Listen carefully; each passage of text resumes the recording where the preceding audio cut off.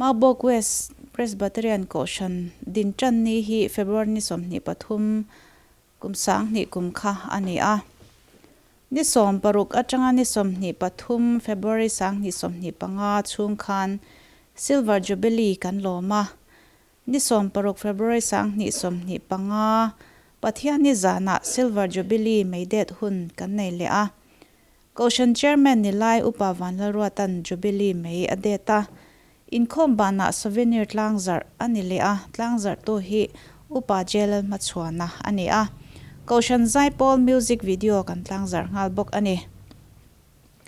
kartluanin zantin Inkhawm program limom tak kan manga ni somni pani February sang ni somni panga Inrinni chundar som pakhata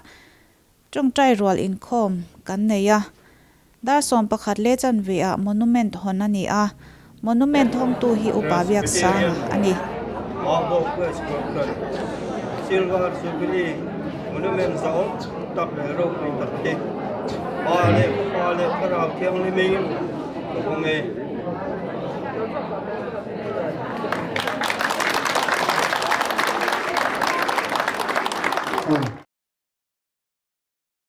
Jubilee darwa kina chunzoma Reverend Kela Kansawa, beautiful pastor.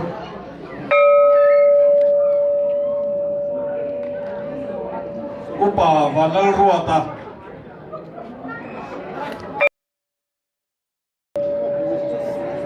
Upa Bieksana.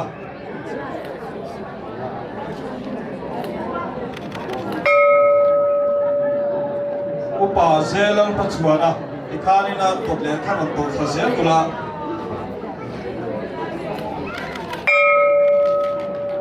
Upa HL Dingliana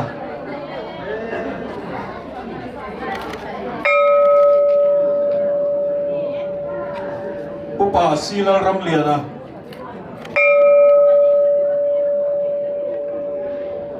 Upa Kai Chua Marante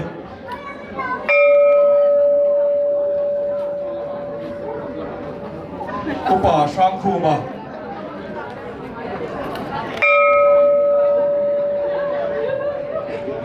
Upa Arzo Mintana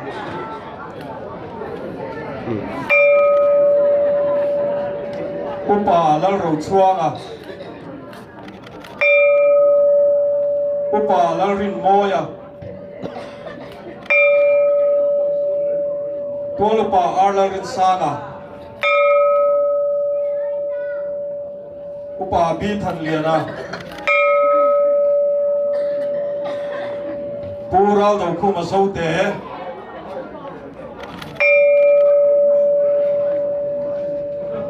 Puke sa kuma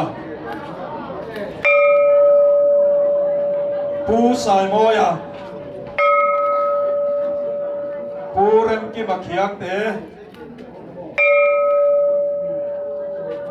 Pi sai kungi Pi sai tuangi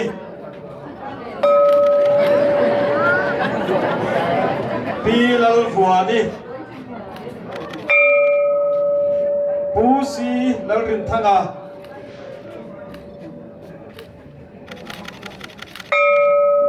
Pu Arke Vanaliana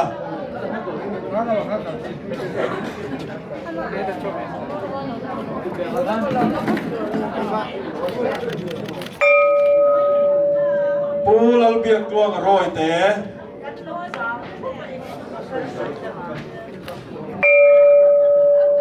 Pulal Singliana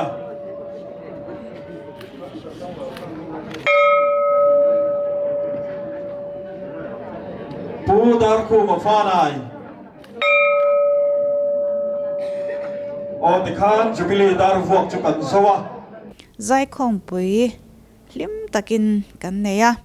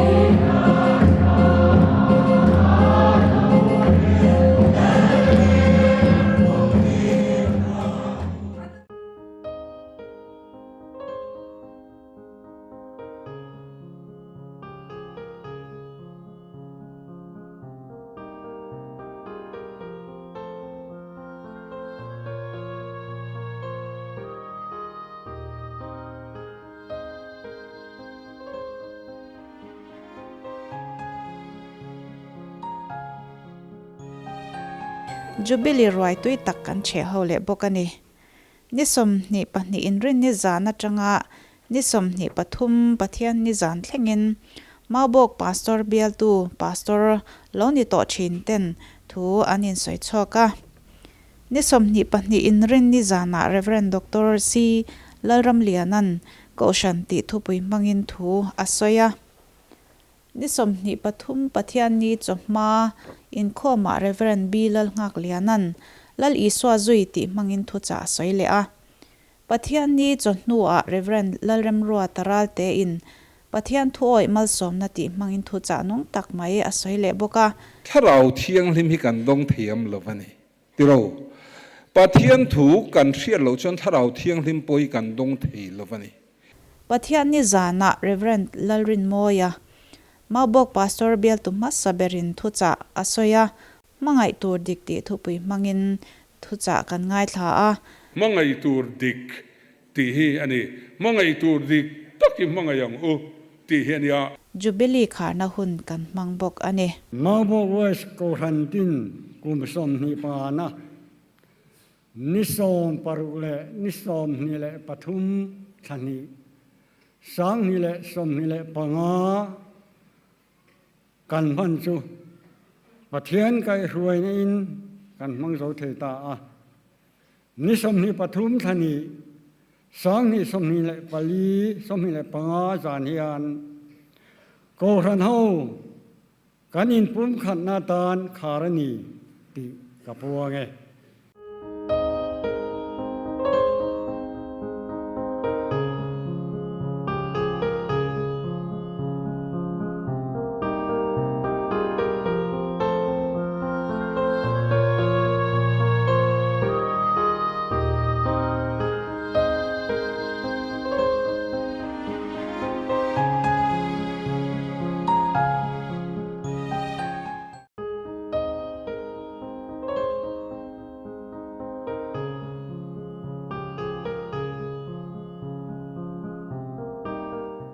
Pathian chi bai bokin na thu thiang lim lo ngai thlang u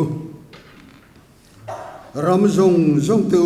lalpa choi moi lim takin awro lom chungin lalpa rong bolula la sa chungin ama lo kal ro lalpa chu pathian ni ti hero min siam tu chama chunia ma ta kan ni ami tele ran kan muna beram ho te chu kan ni lom tu soi chungin a Kohhran chuan lut ula fak chungin a bigin hung chum kot lai chuan lut ro anena lom tu soila ming chu fak ro lalpa chu thasi a angel ngei na chu kum huai na umanga arin omna chu chuan zong zong thlengin aumang atu lalpan man min som sak thero se amen zanina hian in zan ania silver jubilee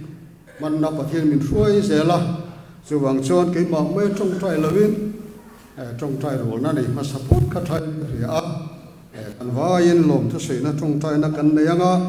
kan thu pui tur kan soyanga ti chuan thil lung le ti tak zatin pathian hena kan trong trai ton nia ma sabera chon hei le chen pathian min ruaya thil ro pui thil tam tak min ti sakawangin lom thu kan soyanga ten panina chuan silver jubilee kan lawmna hian ra thatak mai Kohhran a chhuat na turin trong thai la chu ta poimo chu in pum khat na hi poimo khop maya la li shop on ngai poimo a chawang chuan Kohhran a chak zok thena tur chuan in pum khat na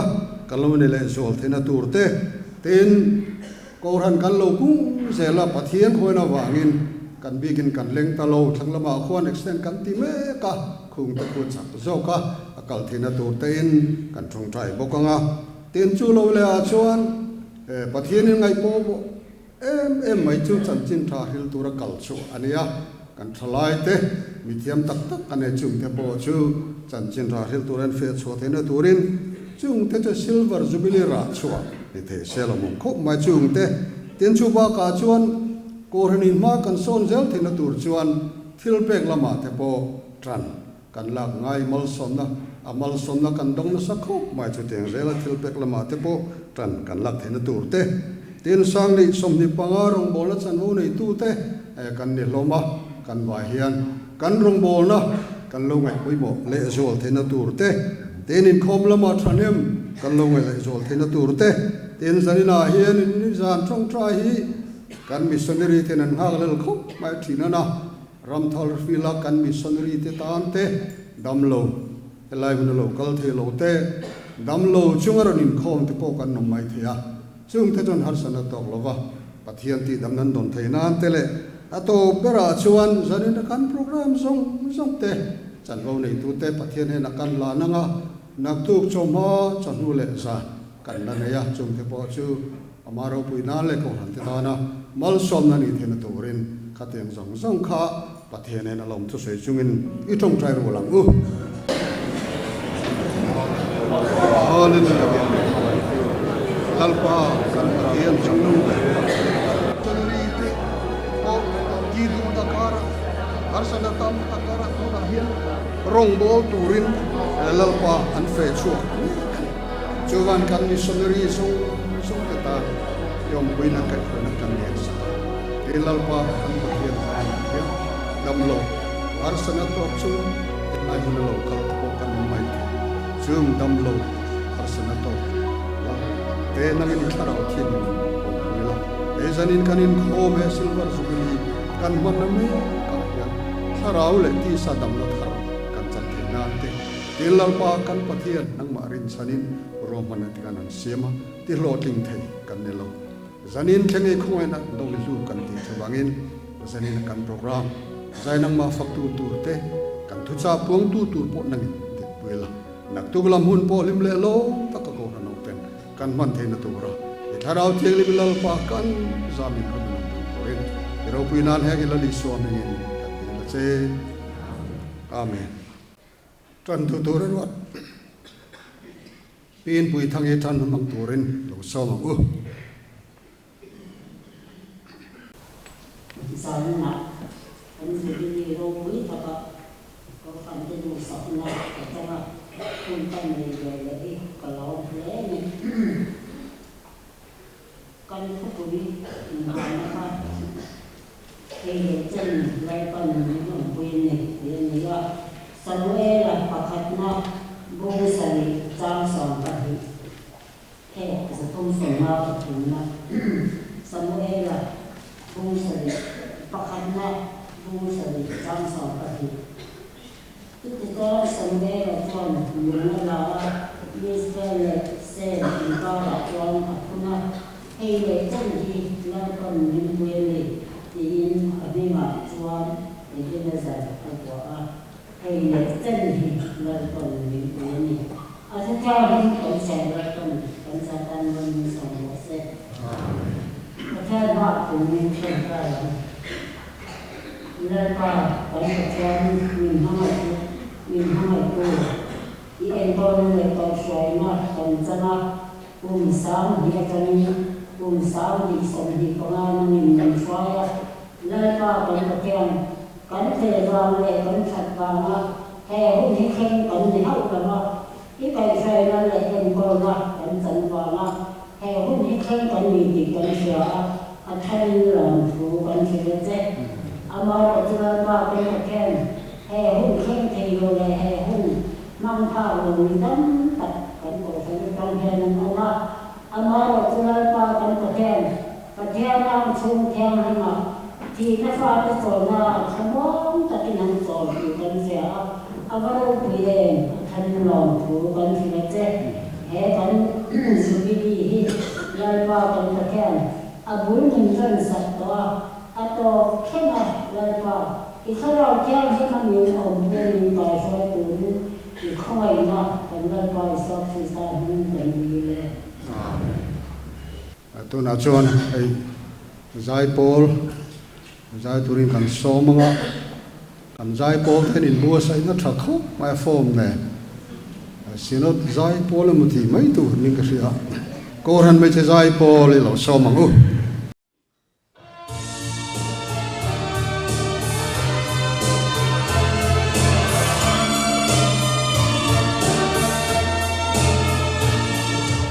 Oi,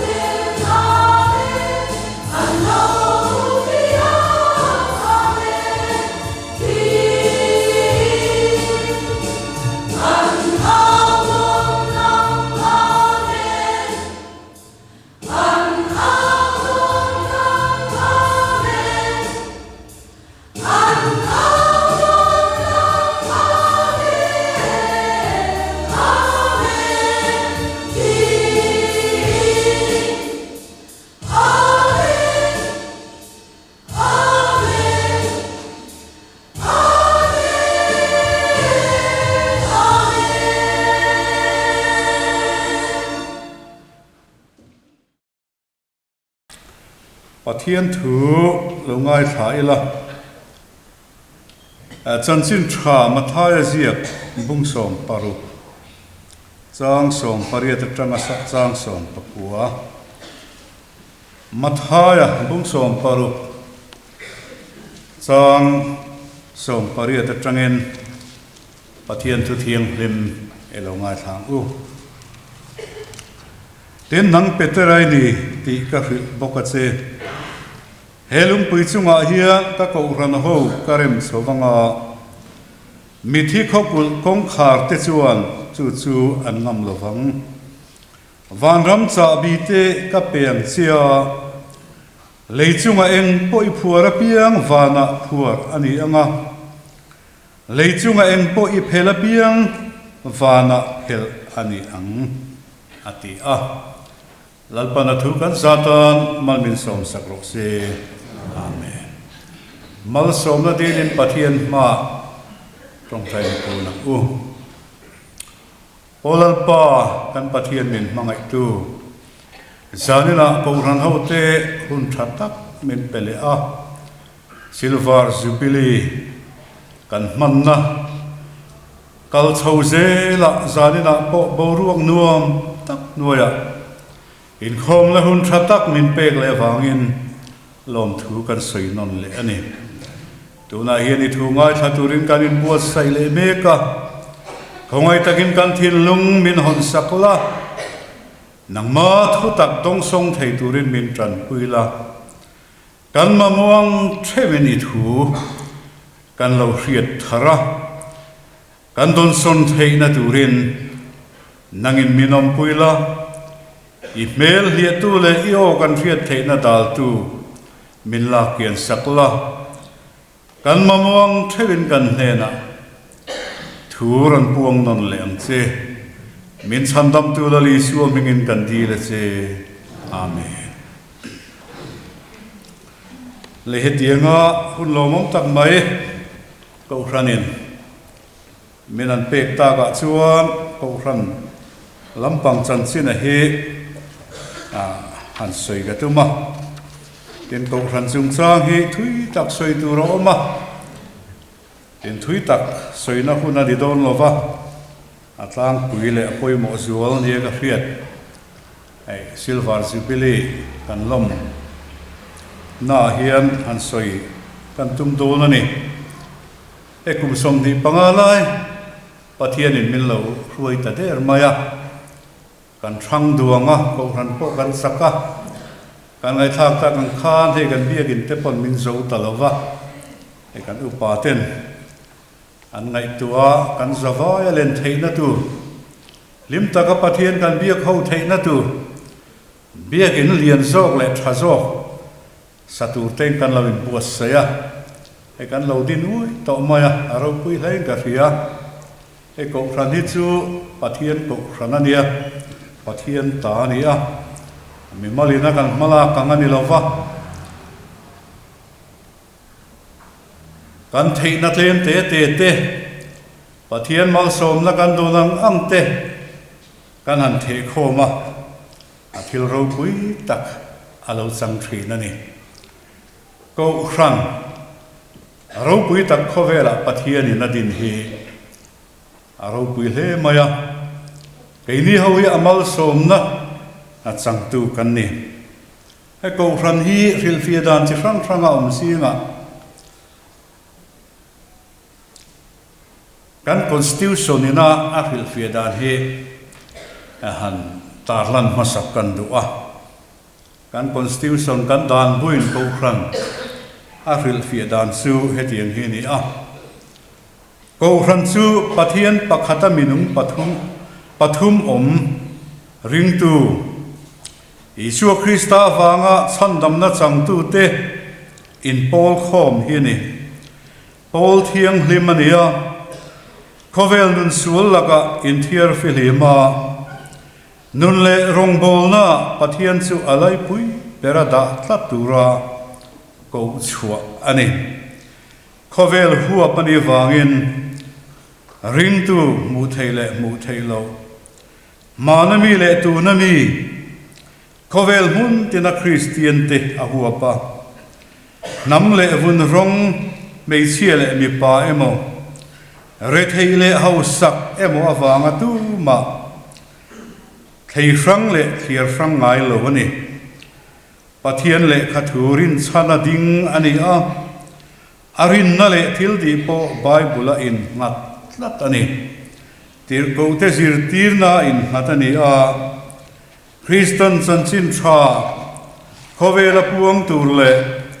a thu khretu watana atir chu ani ang taka thok thin hei hi pathian nung Kohhran Krista taksa tharau thiang lim in ram tina englai po mi thiang lim te khom na ni mu theilo Kohhran chu rin tu dik manami le tu nami le nakina lola tur zong zong te Krista nuaya kum khata ruai khom ten ni a thil tin reng ti fam kim tu fam kim na ni tharau thiang lim in ati thiang lim Krista na ro puina Kohhran mel hemlo ro puile ne tu nia a lan tu chu ni huab zo Kohhran mu thei chu Christian thurin pom ring tu te le an fa te na Kohhran chu ni he mu thei Kohhran a hian pathian thu puan chu ani in sacramente ulu taka buat sai ani a dan le in thunun na te von le ken ko tatani chu kan dan bu constitution ina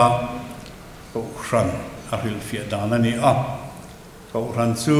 pathian din rin tu zong ta in zong khom mu thei lo mu thei chu Kohhran kan in zong khom na in ya mu thei lo chu khowela rin tu zong te et harawa kan in zong khom na ni a aro pui hle mai Kohhran hi pathian la tanga lo chu ka ni a ichina kan chiata kan khan van ram cha bipol tu ani a chandam na nei tu ani dila ani ber ome khovela pathianin afa palali suatangin Kohhran aron din soba afil fiatu te chuanin vana tranga in tran pathian lungpuya in mat fapa Krista tranga puan chua a member masak persu petirani anti a lali su khana zirti tenen Philippi kaisari biel an then khanin a hun top te lo nai to boka miten tu nge ni min ti kha zota an chang liai thia zol nei tua emoi ni ten ti sa petera chuan Krista pathian nung fa pai ni lali su khalom hle mai hetianga i chang dik thei he tharau thiam dim hriat tir na atanga i chana ni ati hia ani zewangin pathian atang hian Kohhran hi ading chawanga adar zau zelanga athang lian zel donani ti helaya hian apu theiani tinei mathaya te nan zia lai chuan an ril ruwa tun ma chuan lalten kul ro pui tak te an din thina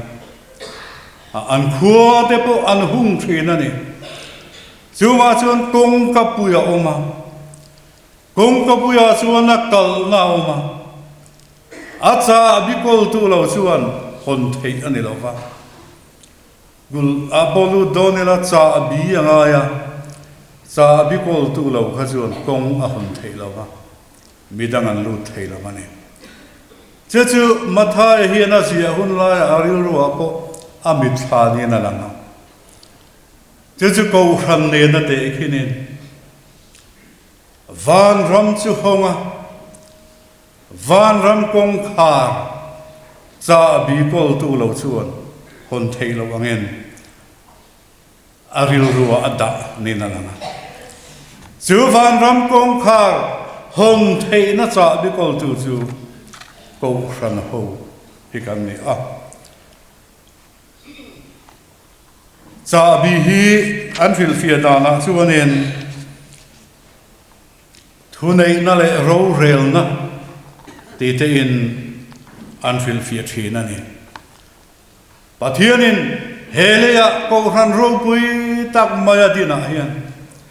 thu nei na sam tak van ram kong khar hon thei na thu nei na van ram cha bi a kol tira lei chunga I phuara piang chu vana po phuara mi anga lei chunga I phela piang chu vana po phela ni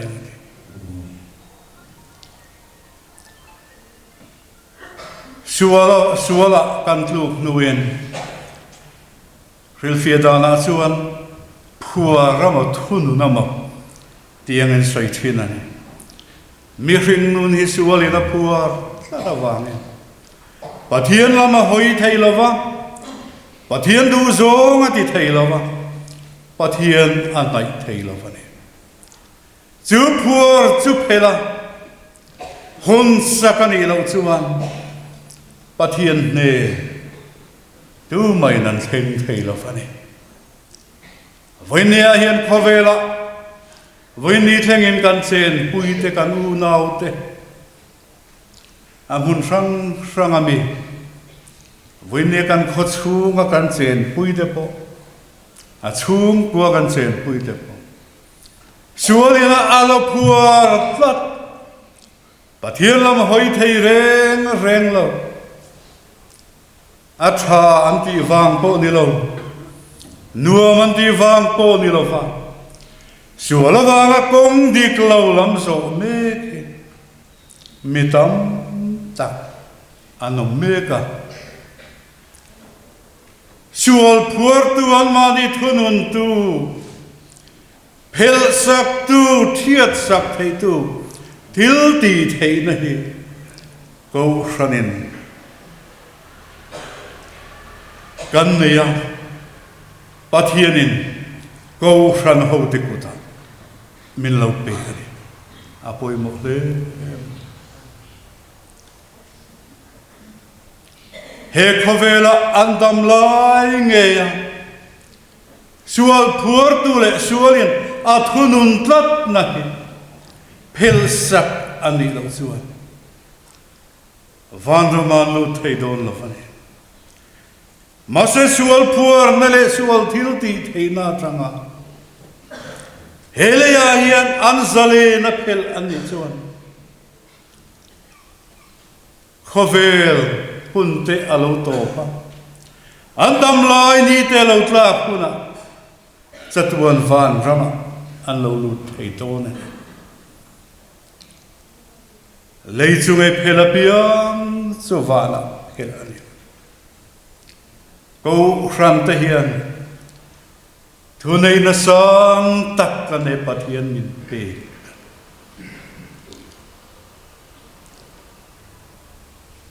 atira chuan ro puilo takin Kohhran lali suwa thole nuwa Jerusalem atangin alo ding tang azau zela vainia chuan khovel mun frang adin keini rama polo dinga keini ngai po Kohhran ro puita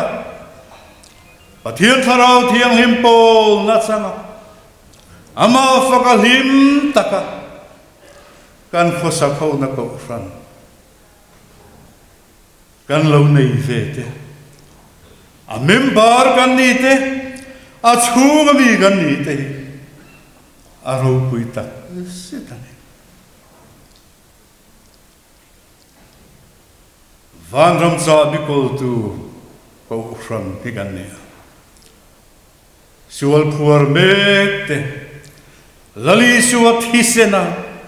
lali suat lan na chandam na an chan thei na tura na thok tura pathianin a ayo a ruat te kan ni jawangin Kohhran ho kan chet vel na zong kan thil ti zong lali suat chan chin tha misual te chandam na chan chin tha hi puang chuak se tu kan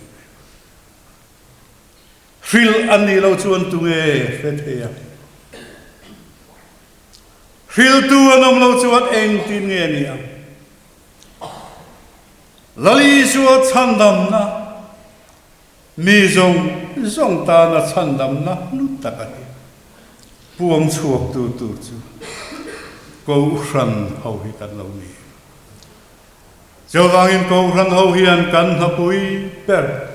Kohhran na pui ber chu chan chin tha la tian misual te ne na lali suat chan chin tha ril zel hi kan mo kurani ando don son dan chu kan soi phatok lova amaro chu voin ni Kohhran member te lali suat athi senale Kohhran miten kan mo phurna le kan dil mun chu lali suat chan chin tha an ne na ril ni tin chan chin tha ril na hian apoi mo ber chu ring tu te si nga tual chung Kohhran a chu kan ni tin du hi nian tia kan che vel mi ten ni tin kan na tho pui ten kan thian kom thin te hian pathian ring tu min nga yum ti ero chu apoi mo khom missionary tam takte an ho tin na em pakhat annuna Krista mel alan thin fa an thu soi thiam e ma wam te an ma ni trong an thiam pui e ma wam ni lovin an ma ni a Krista an hu thin awangin mi te chandam na kong an fuai thei thri van ram cha bi kol tu te hian midang ne na lali suwa mel lan ti turin tran kan la ka pui mo khop mai hele anom chunga puar ani nei phel ani lo chuan vana phel ani thei to don lei chungai phela piang I puara piang chu puara nia I phela piang chu phela nia van ram cha bi helia yen kan hon sak chuan tu malan khar tok don lo mi thiku kul kong khar poin angam lo tu thil ti thei na sang tak nei tu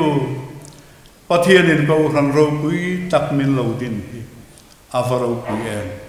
zanina hen kan mo phurna le Kohhran kan telefama malsom na le thil ti thei na na sataka thuam kan ni na hi I hrenon le ang u sual phura on me te phel ania lali suan ne nan then thei na turin Kohhran hian ti tur tam tak kan ne Maubawk tam tak kan ne kan thil ti le kan chet vel na song lali suwa chandam na